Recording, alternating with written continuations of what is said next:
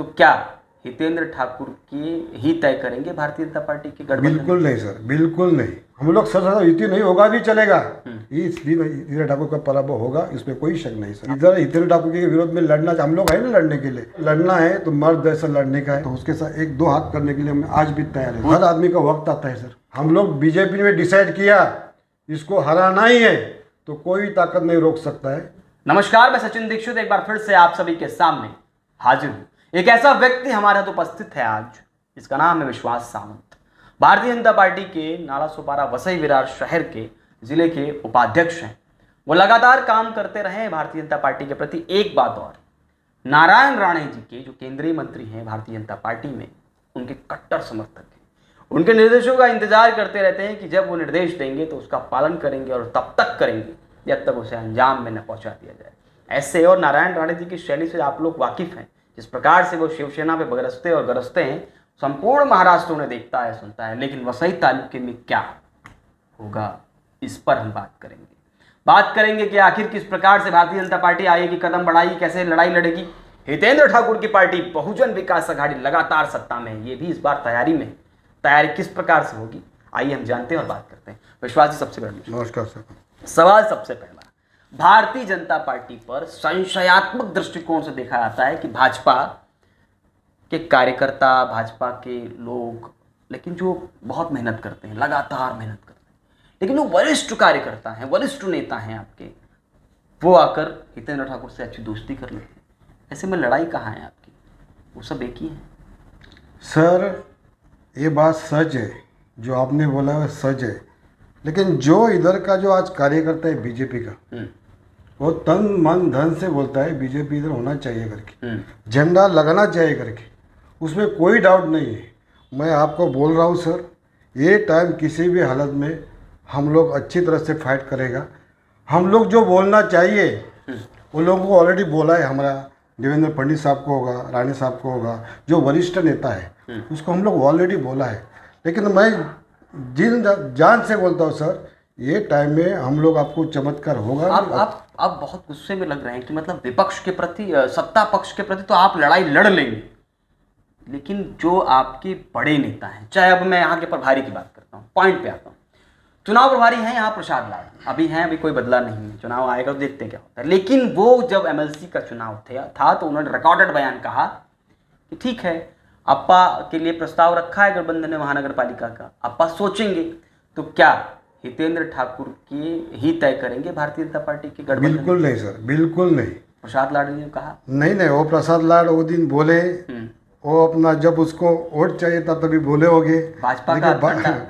लेकिन एक दावे के सर आपको बता रहा हूँ, किसी भी हालत में ये टाइम, लेकिन रिकॉर्डेड बयान तो लोग मानेंगे ना सर। वो लाड साहब का वो बयान था, ये बयान से थोड़ा हम लोग थोड़ा आश्चर्यचकित हो गए, क्यों हम लोग आज कम से कम 10-12 साल से इधर लड़ रहे, हितेंद्र ठाकुर के साथ लड़ रहे। इधर लोगों को पानी नहीं है, बहुत समस्या है सर।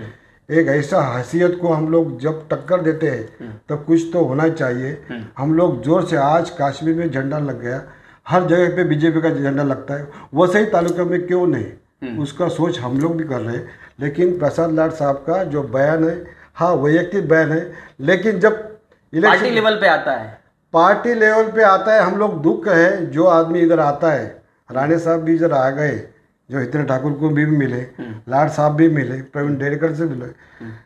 अभी वरिष्ठ नेता को सोच ऐसा है, हमको वोट चाहिए 3, वो साथ में काम करना। मैं हम लोग बोला साथ में काम लो, साथ में युति में काम करो ना। 3 लाख लोगों को यहाँ पर उनको वोट चाहिए सर, अभी ऐसा नहीं, 3 लाख लोगों को नजरअंदाज कर दिया। नहीं, वो सर हर एक आदमी, बड़ा एक छोटा आदमी बनाने के लिए कितना ताकत लगती है। आप लोगों ने बहुत मेहनत सर, जिंदगी पूरा गया हमारा इधर, कुछ नहीं। आज ठाणे में जो फैसिलिटीज है, उड्डान पुल है, रास्ते हैं, इधर किधर है, एक सादा हॉस्पिटल नहीं है सर इधर।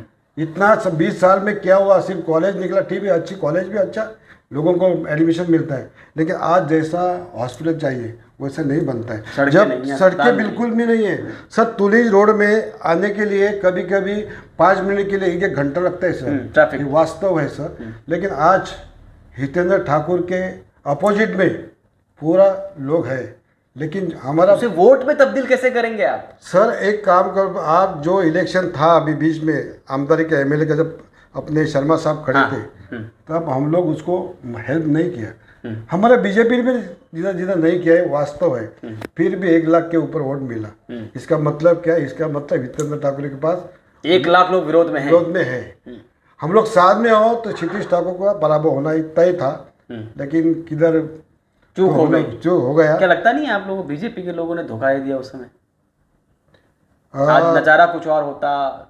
सर हम लोग एक चाहिए था, हम लोग राणे साहब को पूरा आदेश था, मैं जिला प्रमुख, स्वाभिमान का जिला प्रमुख था, किसी भी हालत में शर्मा जी आना नहीं चाहिए। बयान मैं खुला दे रहा हूँ आपको। आप साफ तौर पे कह, नारायण राणे जी ने कहा। तब हम लोग राणे से बीजेपी में नहीं थे, वो स्वाभिमान में थे। स्वाभिमान में थे। हमारा शिवसेना का हमारा आपस का लफड़ा है। जब नीतीश राणे के उधर कणकौली में अपोजिट सतीश सावंत को दिया, उधर बीजेपी का शेड्यूल ऑलरेडी था, तो हम लोग तय किया इधर शिवसेना नहीं आना चाहिए।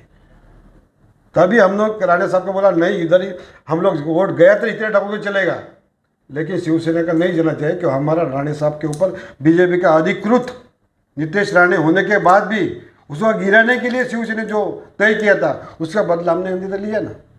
आप रिकॉर्डेड बयान कह रहे हैं। 100% साफ तौर पे नजर आ रहा है कि बीजेपी के लोगों ने पूरा विरोध किया था उस समय सर। प्रदीप शर्मा का। मैं बोलता हूँ तभी ये बीजेपी को सीट मिलता है, कोई कार्यकर्ता भी खड़ा होता है। जीते एक कम से कम 20,000 से क्षितिज ठाकुर हारता था, ये मेरा 100% है। 100 लोगों को पूछो तब बीजेपी का कमल होता है ना, तो किसी भी हालत में क्षितिज ठाकुर को पराभव तय था, सबको मालूम है। आगे आने वाले समय में इसका विश्वास है आपको? 100% सर। देवेंद्र फडणवीस का राजकारण सबको मालूम है, उसको पूरा भरोसा है हमारा, पूरा नेता का हमारा। जो बीच में जो हुआ वो होना नहीं चाहिए था, जो हुआ ये मैं सच बोलता हूँ, लोगों का राय ऐसा, लेकिन मैं लोगों को बोलता हूँ नई सरकार बनी, कितने खुश हैं आप? सरकार को होना ही चाहिए था, हिंदुत्ववादी सरकार तो होना ही चाहिए था सर। लेकिन ये तो 40 आमदार ले जाने वाली, वो तो कहते हैं शिवसेना वाले कि 40 चोरों को लेकर आम बना दिया। शिवसेना है किधर अभी सर? है किधर अभी? शिवसेना खुद को अब उतना सोचना चाहिए। सुषमा अंधारे जैसा आदमी को लेकर आप चल रहा है, क्या हिंदुत्ववादी है? जिसने उद्धव ठाकरे को, आदित्य ठाकरे को कैसा बयान देती थी, उसको आप लगाते, लोग खुद नाराज होगा। ऐसे वैसे लोगों को आपको वोटिंग भी नहीं करेगा। जो पक्का शिवसेना को नहीं, ऐसा आदमी, ऐसा शिवसेना नहीं चाहिए हमको।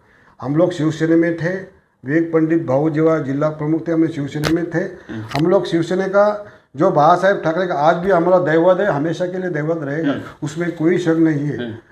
पर वसई तालुका में आप सब आदमी, पत्रकार को भी मालूम है, हर आदमी को मालूम है, इधर परिवर्तन जब तक होगा तब तक कुछ नहीं होगा। आज पूरा देश नितिन गडकरी ने बनाया, रास्ता बनाया, बड़ा बड़ा ब्रिज बनाया, इधर क्यों नहीं होता है? इधर हॉस्पिटल, जब तक ऐसा बीजेपी जैसा सेंट्रल गवर्नमेंट का पार्टी इधर खड़ी नहीं आएगा तब तक कुछ नहीं होगा सर। आप लगता नहीं ग्रास रूट विश्वास, संशय, शंका बीजेपी के कार्यकर्ताओं पर शक होता है यहाँ पर? सर बिल्कुल नहीं शक। हम लोग इधर 3 साल में, अभी 3 साल में मेरा खुद का इधर ऑफिस डाला हुआ है, 2 ऑफिस में लोग ऑलरेडी है उधर। हम लोग सर युति नहीं होगा भी चलेगा, इस ठाकुर का पराभव होगा, इसमें कोई शक नहीं सर। आप दावा कर रहे हैं? 100% सर। आपको लगता है कि इस तरह के माहौल है उसमें 30 साल की सत्ता को हिला पाएंगे आप लोग?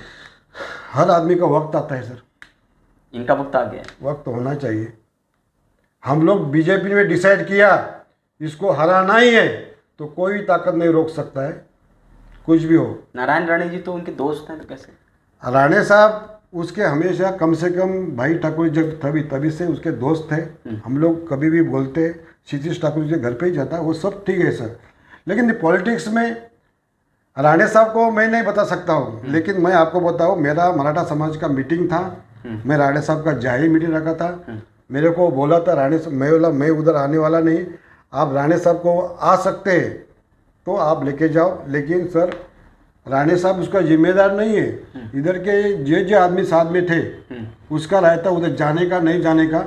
जाना होता है तो सब पर्सन भी जा सकते थे। हाँ। लेकिन क्यों मालूम है, जन आशीर्वाद यात्रा के तहत जाना हमको भी दुख है। लेकिन राणे साहब को मैं जब मिले तो राणे साहब को ये सब बताया। राणे साहब ने बोला, मेरे को उधर लेके गए, शायद जिला अध्यक्ष हो क्या अब दावकरे का लड़का हो, उसने बताना चाहिए था लोगों को। देखो लोग तो हुआ उसको समर्थन नहीं होता है, लेकिन आज जो एक कार्यकर्ता स्ट्रांग खड़ा होता है, ये दहशत का विरोध इतना मुश्किल नहीं है सर, समझ गए ना। इतना मुश्किल नहीं है, लेकिन उसके बाद बड़ा नेता अगर इस तरह करेगा तो माहौल खराब होता है। लेकिन ये आप विश्वास दिलाते हैं कि इस बार ठीक से लड़ाई लड़ी जाएगी? सर सवाल ही नहीं आता सर। विकास के नाम पर क्या लगता है? विकास सर इस तरीके से धरातल पर वो कहते हैं कि पानी लाया, यहाँ बिजली की व्यवस्था की, यहाँ पर एक भी आपराधिक घटनाएं नहीं होती हैं, जिस तरह से महिलाएं रात को 2 बजे भी अपने घर पर सुरक्षित पहुंच जाती हैं, अस्पताल, स्कूल, विवाह कॉलेज का जिक्र करते हैं। सर जब तक इसको कोई ठोस हम लोग उसको जब तक उसको लड़ नहीं सकते, ऊपर वाले हमारा नेता वो डिसाइड करना चाहिए क्या करना चाहिए, उसके साथ युति करना है। आप अनुरोध कर रहे हैं इस इंटरव्यू के माध्यम से? मैं सर 100% जो ऊपर वाला नेता आपका साथ देना ही चाहिए सर, ऐसा नहीं है उतना चाहिए। आपके 3 वोट के लिए हमारा क्यों बर्बाद कर रहा है पूरा वसई तालुका पालघर जिले में सर? ऐसा जो विकास होना चाहिए। आज कोकण में कितना विकास किया राणे साहब ने, इधर क्यों ठाणे में एकनाथ शिंदे ने देखो ना कितना विकास, फ्लाईओवर सब रास्ता, इधर क्यों नहीं होता है? हर आदमी इधर खड्डे में जाता है, हर आदमी कितना, एक भी रास्ता मेरे को देखो चैलेंज करके इधर ये रास्ता अच्छा हो गया। एक हॉस्पिटल है, कोरोना में क्या हुआ, कोरोना में एक दिन में 100-150 आदमी मरो, आप साक्षीदार है।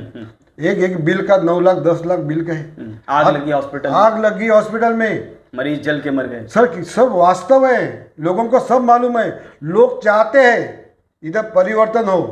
बीजेपी ने डिसाइड किया, एकनाथ शिंदे साहब ने डिसाइड किया, साथ में आएगा हम लोग तो अटल परिवर्तन होगा परिवर्तन। अच्छा, आप भी चुनाव की तैयारी में कितना विश्वास है? अगर आपके हाथ पे स्थानीय जिम्मेदारी यानी कोई सीट आपको दी, 4 का पैनल सुना है आने वाला है, कितना विश्वास है कितनी सीटें अपने दम पर ला सकते हैं? सर मैं आपको 100% करता हूँ। अभी जो उत्तर भारतीय जो है लोग, गुजराती समाज है जो सुबह से हमको जुड़े हुए हैं, हमको 100% किसी भी हालत में आप चमत्कार अपेक्षा करो।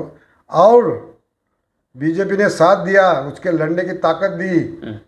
मैं बोलता हूँ इधर 124 सीट है, हम मिलाकर शिंदे गढ़ साहब और ये साहब हमारा कितना आमदार है, एक आमदार ने एक वार्ड लेगा ना तो किसी भी हालत में ही सर हमको ताकत चाहिए। आदमी लड़ना चाहता है, इधर हितेंद्र ठाकुर के विरोध में लड़ना, हम लोग है ना लड़ने के लिए। हम लोग कोई आरटीआई कार्यकर्ता तो नहीं है सर, कोई कर सके उसके साथ ये नहीं करते, हमको काम देना करके। तो लड़ना है तो मर्द ऐसा लड़ने का है, लड़ने की हमको इच्छा रखता हूँ। एक मराठा का नेता करके मैं अच्छा, मेरे को ताकत दिया ना तो उसके साथ 1-2 हाथ करने के लिए मैं आज भी तैयार है पूरी तरह से 100%। धन्यवाद।